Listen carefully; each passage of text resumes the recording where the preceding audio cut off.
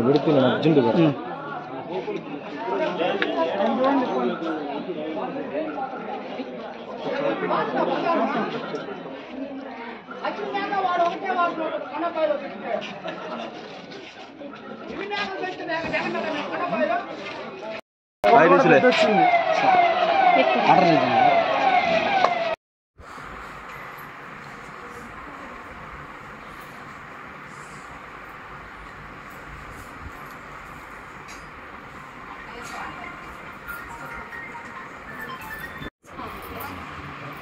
వాళ్ళు చేసుకుంటున్నారు కదా, మేము ప్రశాంతంగా ప్రసాదం చేసుకున్నాం. మాకేం కొత్త కాదు.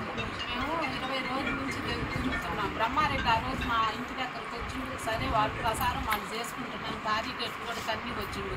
కొజ్జా రాజకీయాలు చేయకుండా నీతి రాజకీయాలు చేయమని చెప్పండి. వాళ్ళకి అలవాటు కొజ్జా రాజకీయాలు, రౌడీయిజం చేయటం. మేము ఆ రోజు మా ఇంటి దగ్గరకు వచ్చినా కూడా ఎలక్షన్ టైం మేము అనకూడదు అని, సరే ఎవరి ప్రసారం వాళ్ళది ఎవరికి వాళ్ళకు ఉంటుందని మేము ప్రశాంతంగా ఉన్నాం. ఈరోజు సిరిగిరిపాటు మేము వచ్చాము. ఎల్లుడితే ఏ ఊరైనా వెళ్తాం. సిరిగిరిపాటు మేము ప్రశాంతంగా చేసుకుంటాం.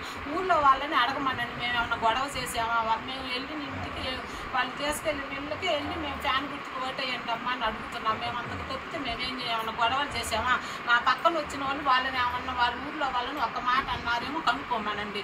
పోలీసులు వైఎస్ఆర్ పార్టీ వాళ్ళకి అండగా అంటున్నారు. ఇప్పుడు ఎస్పీ సమాధానం చెప్పాలా. ఇప్పుడు ఎస్ఐకి కూడా దెబ్బలు జరిగినాయి కదా, మేము అంతకుముందు వైఎస్ఆర్ వాళ్ళు పోలీసులకు అండగా ఉంటున్నారు. ఇప్పుడు సమాధానం చెప్పాలి, ఎవరు గొడవ చేసింది ఎవరు చేసిందని. కొద్దిగా రాజకీయాలు చేయకుండా నీతిగా చేయమని చెప్పండి. బ్రహ్మారెడ్డి ఆడవాళ్ళ మీద ప్రతాపం ఉంటే మా వారి మీద చూసుకోమని, మగవాళ్ళు ఉన్నప్పుడు చూసుకోవాలా.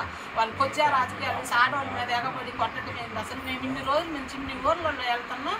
చూడండి, ఏ ఊర్లోనైనా ఒక్క గొడవ నన్ను అన్నా కూడా మేము పట్టించుకో. అనంతరమ్మ మనం ఓటు అడగడానికి వచ్చిన వాళ్ళు సరే అనుకుంటాం, నువ్వు గమ్మును రాని, మేము వెళ్ళకుండా గమ్మును వచ్చేస్తాం. నేను సిరిగిరిపాటు అంత వాళ్ళకి అంత గొప్ప, మాకు రారా మాచెల్ల రారా, వాళ్ళు మాచెల్లో తిరగరా, వాళ్ళదేనా సిరిగిరిపాడు, మాకు లేరా.